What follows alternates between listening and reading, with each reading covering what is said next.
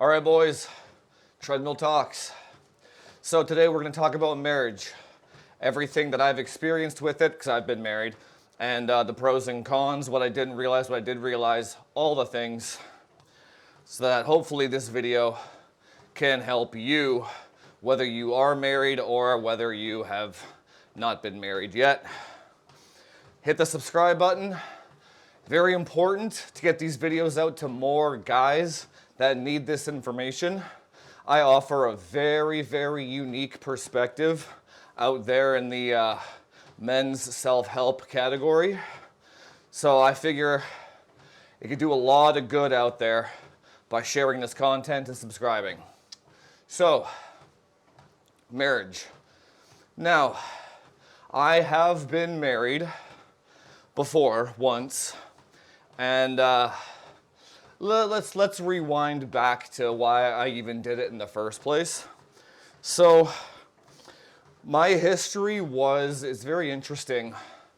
I did the whole PUA thing back in the day, like the mystery and the RSD Tyler days, all that kind of stuff, right? And the thing was, back in those days, which I figured out later, which now they had the same problems. It was fascinating because we would learn how to get women in the moment, but we wouldn't learn how to retain them long term. Two different skill sets. And then we also just didn't, at the time, we didn't understand geopolitics and like the law and like what being with a woman actually entails, like legally, right? Because we were just horny kids trying to get laid in the club, right? We didn't really think about the ramifications of possibly pairing up with a woman, right? So that's why I got married in the first place. I was really good at picking up chicks, and I thought once I found the good one, you're supposed to just get married and then you're kind of done. And that's not how it plays out at all, right? You know what I am grateful for, though? I am grateful that I have all those socializing skills so that when I did get divorced, I could jump right back on the horse and not have to be depressed for 5 years and not make gains, right? So actually getting those skills early on was critical. But we'll talk about that in another video of what skills you should actually develop before even considering relationships. But let's get back to marriage. So, marriage. Why did I get married? Initially, I thought marriage was something that you did with a woman to show her commitment and to build a life with her. And then you also thought like, hey, by us getting married, it takes us both off of the market, which it does not at all. It does not. Let me tell you, it does nothing for that, by the way. So, which I found out later. So, what are the pros and cons of actually? So then, after I got divorced, thankfully the girl is a super sweet girl. She's not like a malicious person, so she didn't take half my shit. I didn't go after her shit. But in the divorce process, I kind of knew that at the time I had a Bitcoin as well. So like, I kind of knew that she was capable of taking half my stuff.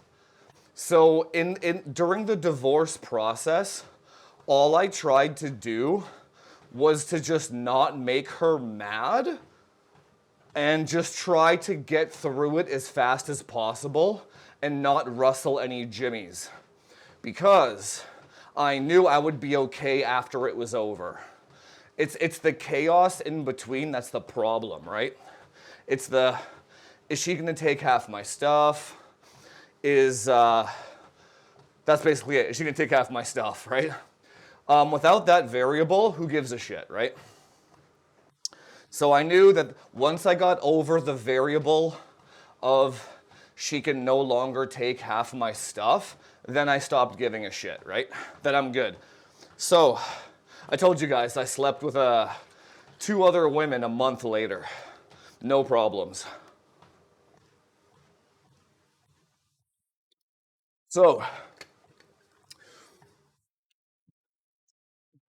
so here's the thing. There's a lot of things about marriage that you don't understand until you've gone through it. Because it feels like we've all been implanted with an idea in our head that once you actually get married and you move in with a girl, now all of a sudden you get the white picket fence and the house and the family and all that shit.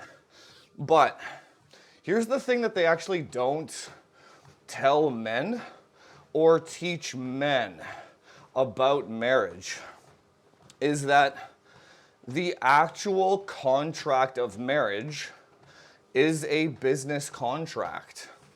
And it actually has nothing to do with emotions, feelings, the girl's love towards you, her family's love towards you, like nothing. Like we've been implanted with this idea that marriage equals we love each other, when really it has nothing to do with that. Marriage, now that I look back on it, and I'll tell you exactly the experience that I had going through the whole process.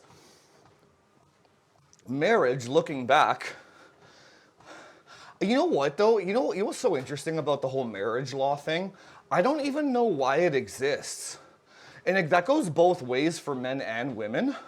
Like, so if you're a guy and you're making $40,000 a year and you marry a woman that makes $100,000 a year, you just get half of her shit. Why is that like that? Like, I'm talking about like men swindling women here too. Like, that shouldn't be like that, right? Or if you're a man making 100,000, you marry a woman making 50 or 40, she gets half your shit. So like, logically speaking, from a business transaction perspective, why does that law even exist? It's like, no shit that as soon as the person with less assets making less money, that person is 100% incentivized to take half your shit. So like, why does that law exist? I mean, I'm not a law expert, but it's baffling to me that specific law hasn't changed. Also, the no fault part of it. So it's like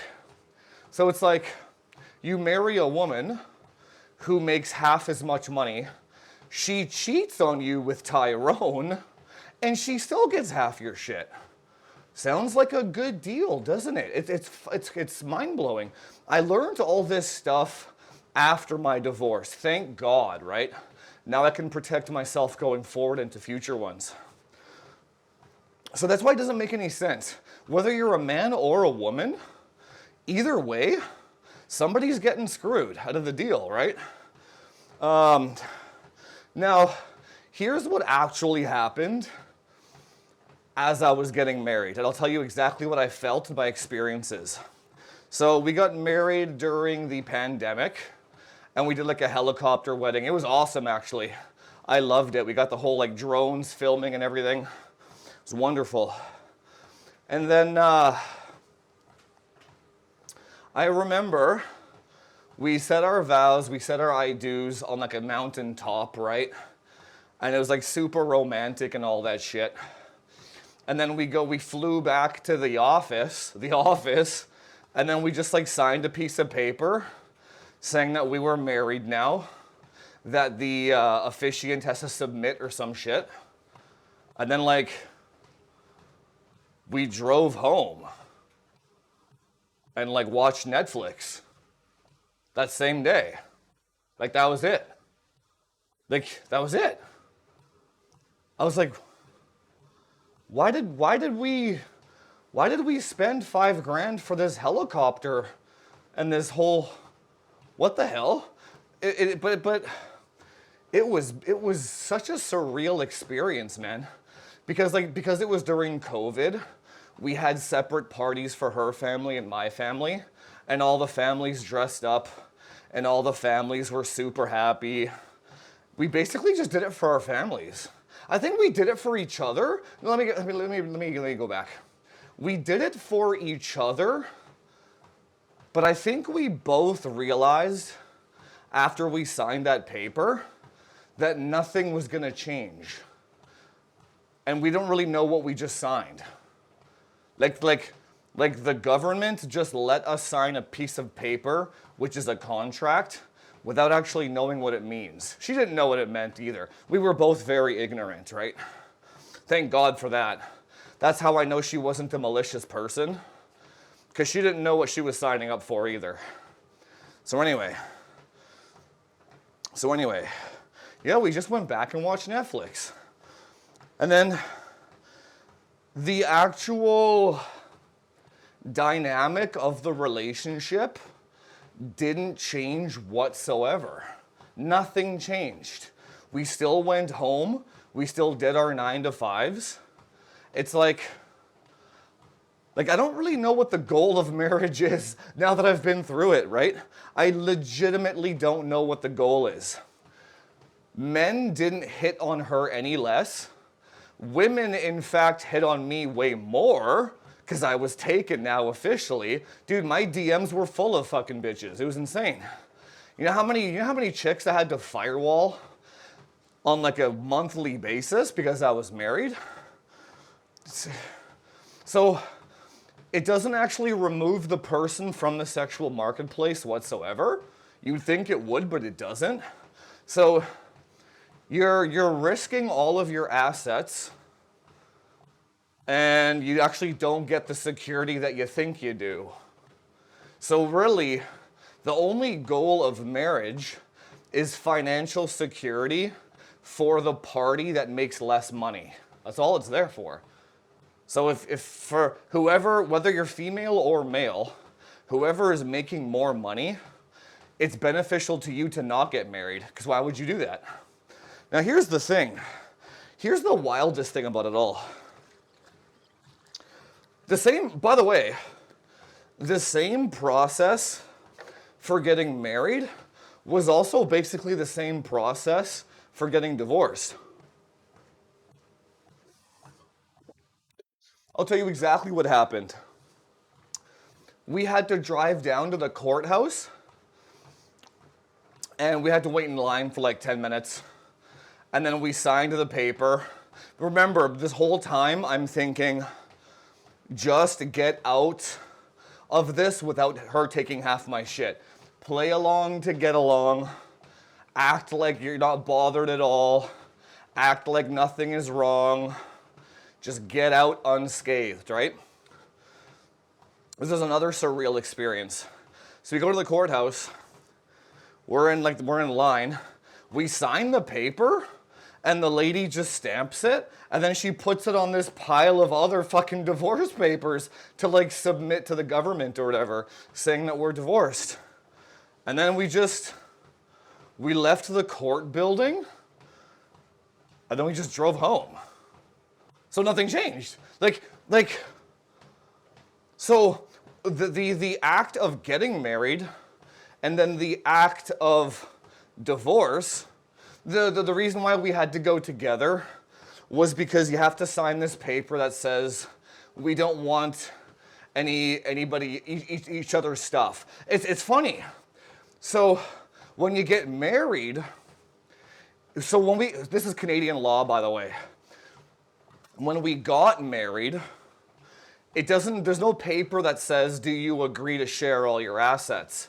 But when you get divorced, there's a paper that says, do you agree that you don't want any of each other's stuff, in a nutshell? And it says it right on that paper. But the verbiage was like, I don't want to contest the divorce. It's amicable, just split up and nothing changes kind of thing, right? To which we both signed in front of the the lady at the desk there. So there's like a witness, right? Not under duress or any of that shit. So it's like the process of getting married, they don't tell you what you're signing up for, and they make it very easy. And then when you get divorced, they're like, oh, by the way, did you know you can take each other's stuff? Did you know that if you're under duress, you can backtrack after? Like, it's like, what the fuck are they doing? Like, you're trying to implant ideas into people's heads. It's fascinating, dude. It's fascinating. So anyway, I got out unscathed. No problems there, thank God. But the actual, I'll talk about some pros though, to be fair. Now, here's the thing. When I think about my marriage, this is key. This is the key part. When I think about my marriage, because we were at COVID and lockdowns at the time, I was grateful that I was married to her and she was there with me, but that actually wasn't contingent on being married. It was more contingent on me having a partner or a girlfriend or a companion, whatever word you want to use, right? So whether that marriage paper was signed or not, the actual experiences that we would have had were the exact same anyway. So why the hell did we sign that paper? It doesn't make any sense. It literally doesn't make any sense. So it's funny, actually. I talked to her a couple of weeks ago, and she's dating a new dude. And apparently he's like broke ass, which, to be fair, 99% of people are fucking broke ass, right? But he makes less money than she does, right? So I asked her, I'm like, are you ever getting married again? She's like, I can't because they'll take half my shit. I'm like, yeah. So it's like, because she makes good money too, right? Probably also why we did an amicable split. Our net worth was almost identical as well. There's not much to take on either side, right? Except for that Bitcoin. That was what I was scared about. But anyway. Oh, and my other YouTube channel. But anyway. So when I think about like the fond memories of my marriage, it didn't actually have anything to do with the marriage. The label marriage had nothing to do with it. It was companionship. Now, fast forward. Here's the craziest thing about women. They treat you better when you don't commit to them. Let me say that again. That's like one of the biggest bombs that you'll ever learn as a man, which I tested and discovered. Women will treat you better when you're not committed to them. The reason why is, and this is a woman's problem, not a you problem. For some reason, they only treat you well if they have competition anxiety and you have the ability to leave at any moment. And then if they have that in the back of their head, like, damn, I better stay in line or else he's gonna leave me and I lose him and all the benefits he provides. That keeps them in line.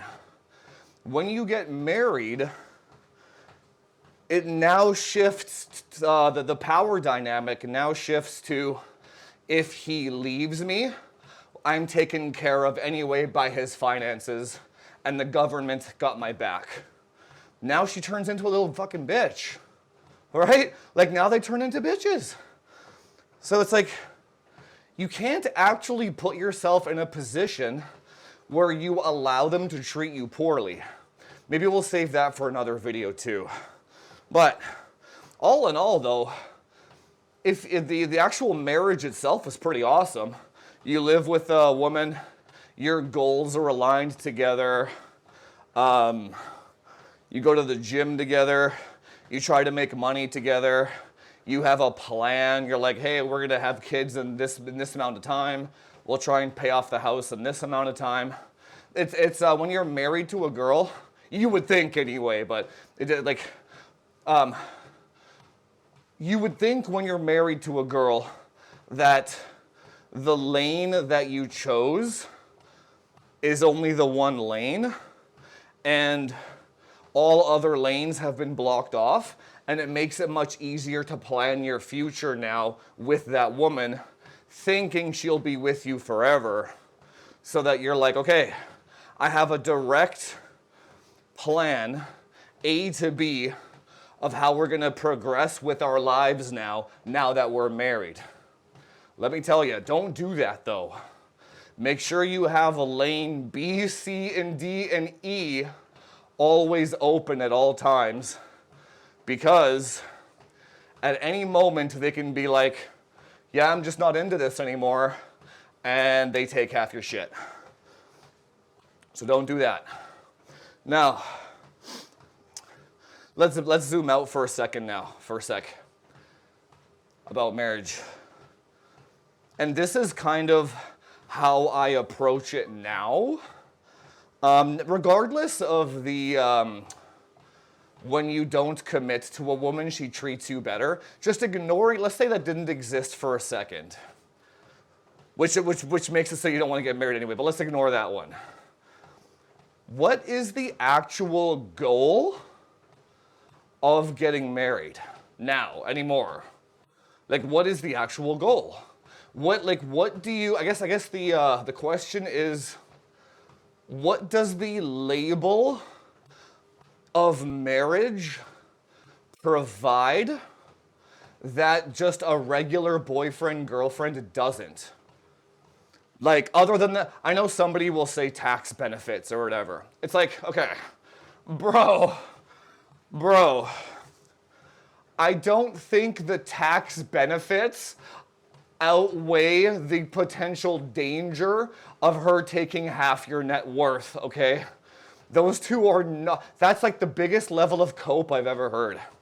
It's the tax benefits, bro. Okay, cool. You're gonna get back an extra $2,000 a year in tax benefits? Just go work more hours at Taco Bell and don't risk your net worth, right? People are the delusion that men will cope themselves into to think marriage is a good idea is fascinating. That is actually, because again, zoom out, what is the actual tangible goal of marriage? Initially you would think it's companionship and commitment, which marriage does not provide anymore. It doesn't provide companionship or commitment. Do you know what does? The girl choosing to be with you. Not a piece of paper that the government made you sign. What does that have? What does a business contract have to do with a woman's affection towards you? Nothing. Absolutely nothing. So,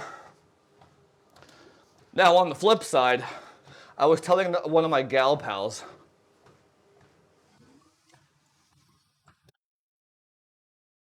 I've got this one gal pal who is legit a predator, man. like all that girl does is she gets with a guy, moves in with them, and then here in Canada, there's some kind of law where if you're with a person for a year and a half, I think, or I can't remember if it was 8 months or 18 months, I'm not sure. Anyway, if you can prove that you lived with the person for that period of time, you get half their shit. That's all this girl does. This girl has absolutely no actual tangible skills. She can't even like cook for herself. Like that's how like skillfully useless this chick is. but she's very pretty. So like, she's gone through existence. She's made a career out of taking half of men's shit by just being born pretty. It's crazy. And when I actually talk, this is the most terrifying thing. When I talk to her about it, I'm like, why do you think that you're entitled to half of that guy's net worth? She's like, I'm owed for my time. That's what she says. I spent this much time with him. I did him a favor by being with him. He owes me money. And she believes that shit. She 100% in the bottom of her heart feels like she is entitled to half of a man's net worth for spending a couple of years with him. It's terrifying, dude. Terrifying. Protect yourself. Now, here's the thing. Well, it's already been 26 minutes, but we'll have to do another episode on this one as well. But to wrap this up, it's like I actually don't know what to do about it. So the girl that I was dating, we're kind of talking again, and we're talking about like commitment and moving in together and all that kind of stuff, and like what her goals are and all that. And then I just what I'm doing now is I'm just throwing the ball in their court, where I'm like, okay, I need to protect myself and my assets. I think that's fair because I worked for it. You did not work for half of my net worth. I think we can agree on that, right? Right? That no one can agree, no one can argue that. So you provide me, if you're the one that wants to move in together, or you're the one that wants to get married, or you're the one that wants to be common law, you're the one that wants that, you have to provide me a viable solution so that you don't get half of my life's work. I think that's fair. So you go do the research, you go figure it out, you give me a step-by-step plan. Hey, we can do it this way and this way. You have no risk of moving in with me. Which, what do you think happens? Nothing. Because A, they're lazy, they don't want to do the work. B, who knows if there even is an answer? The thing is, I'm not going to do the work to figure it out because I don't care. I'm happy the way I am. Me being a single guy that just dates around for companionship, I don't have any, there's no risk of any woman taking half my shit. I'm good, right? So if a woman wants more commitment from me for some reason, then you figure out how I can protect myself, and then I'll consider it, right? And that's what I've been doing. Seems to be working pretty well so far, because women can't really get an answer. And then if they even bother going down the road of, well, that just means you don't love me, well, you flip that. It's like, well, if you loved me, you wouldn't care about half my net worth, would you? You would assume that I would be faithful to you. So every tactic they throw on you, just throw it back on them in the reverse. And it's like, I'm good. Never put yourself at risk. Don't put your life's work at risk to make somebody else happy. Don't do it. All right, guys. I'll talk to you in the next one. Subscribe, share this video, comment down below. Let's discuss your guys' experiences with marriage or divorce. See you in the next one.